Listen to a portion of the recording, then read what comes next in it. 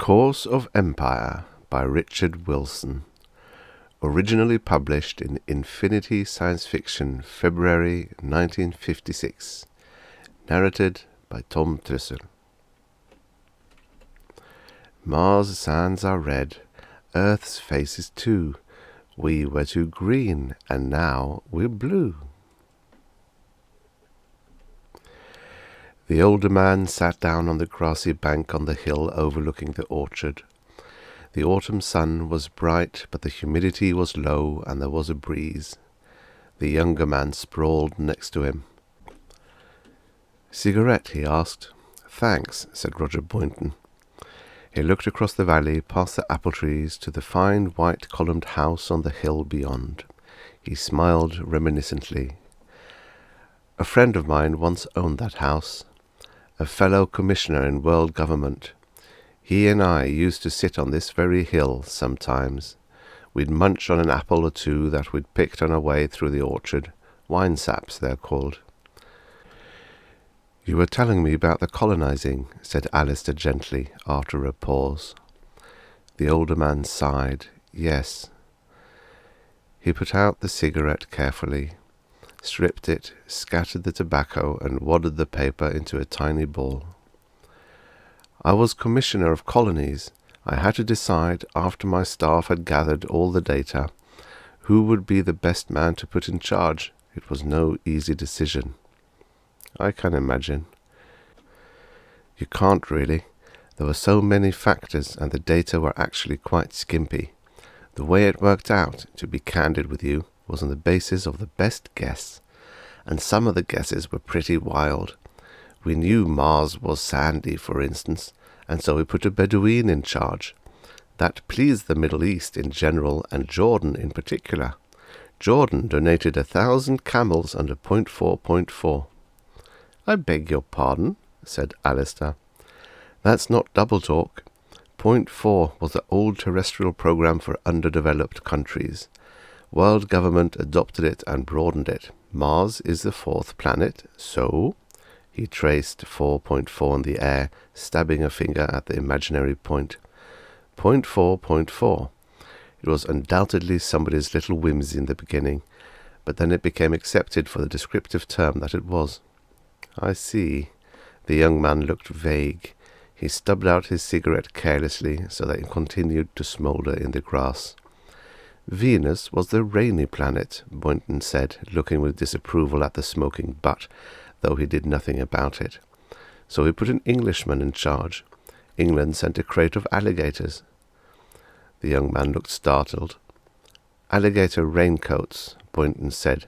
"Things weren't very well organized. Too many things were happening too fast. There was a lot of confusion, and although the countries wanted to do what was best, no one knew exactly what that was. So they improvised as best they could on the basis of their little knowledge." "Was it a dangerous thing?" "The little knowledge? No, not dangerous, just inefficient. Then there was Jupiter. We didn't bother about Mercury, although for a time there was some uninformed talk about sending an equatorial African to do what he could."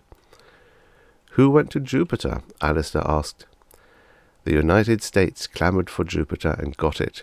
The argument was that the other planets could be a cinch to colonize because of their similarity to Earth, but that Jupiter needed a real expert because it had only its surface of liquid gas and the red spot." "What's that?" "I'm sorry, I'd forgotten you were just a youngster when all this was going on. The red spot is the Jovians' space platform. They built it a long time ago, and then they retrogressed, the way people do, and forgot how they'd done it. Earth sent an engineer to see if it could be done again. The spot was pretty overpopulated, and no real job of colonization could be done until we built one more." "And did you?" "Well, we started to. Before we could really go to work anywhere, though, we had to solve the language problem. An Australian went to work on that. He'd had a background of Melanesian pidgin, and if anyone was suited to the job of crossbreeding 4 languages into one, he was." "4 languages?" "Yes. English was the official language of Earth. Then there was Martian, Venusian, Chat-Chat, and Sposhan. It was a queer amalgam, but it could be understood by everyone, more or less. So that's where it came from. Chicory-muppim, chat too much, eh? Interplanetary bêche de mer. Exactly. Only of course it was called bêche d'espace. Mitu fella vim kitchim pugum by.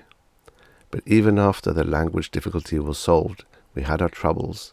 They already had camels on Mars, for instance, and the Martians were amazed when we brought in more, particularly because theirs were wild and semi-intelligent, and the first things the Martian camel did was come over and liberate their brothers from Earth. They never did come back. Same sort of thing with the raincoats on Venus. It doesn't rain down there, as we know now. It sort of mists up from the ground, soaks up under a raincoat in no time. Those were just pretty annoyances, of course, but they were symptomatic of the way our half-baked planning operated. You didn't know about the people of Ganymede, then? No, we were so busy trying to build another red spot that we never did get to Jupiter's satellites. Oh, it was partly a matter of appropriations, too. The Budget Commission kept explaining to us that there were only so much money and that we'd better show a profit on what we had before we put in a request to go tooling off to colonize some new place. I guess the Medans first came when you were about 10? 11, the younger man said. They scouted our colonies and came directly to Earth. They took right over and colonized us. A Median overseer climbed the hill effortlessly. He was tall and tentacled, and the breathing apparatus over his head gave him the appearance of a mechanical man. Kai Painis, the Median said.